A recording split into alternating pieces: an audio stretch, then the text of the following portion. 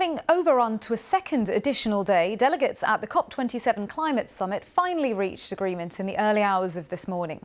The deal should see developing nations who suffer most from the effects of climate change given financial help from the industrialised developed world. It's to help mitigate the loss and damage caused by the worst impacts of climate change. But there's no financial sum mentioned in the final text of the agreement.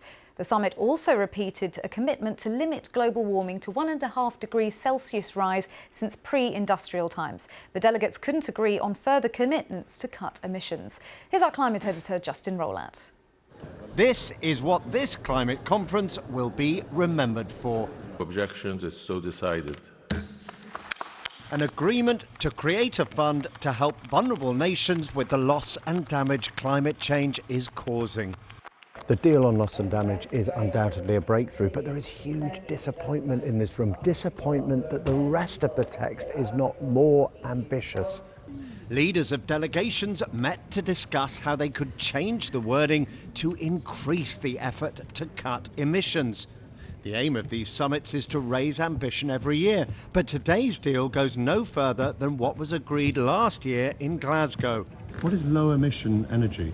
There's even a clause which could allow natural gas to be classified as green. There was a very strong move by some of the petro-states to try and unwind some of those decisions and in fact go back to pre-Paris kind of arrangements.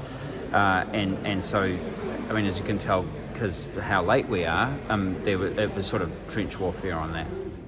Many countries wanted the targets to be much stronger. Emissions peaking before 2025, as the science tells us, is necessary. Not in this text. Clear follow-through on the phase down of coal. Not in this text. A clear commitment to phase out all fossil fuels. Not in this text. And the energy text weakened in the final minutes. But the deal on loss and damage is genuinely a breakthrough, says the woman who led negotiations for developing countries. It's given me hope. It's restored faith in multilateralism. It's given us all hope in the COP system and literally in the power of working together. The problem is the rest of the deal is so disappointing. It means what could have been a triumph for Egypt is likely to end up being judged a failure.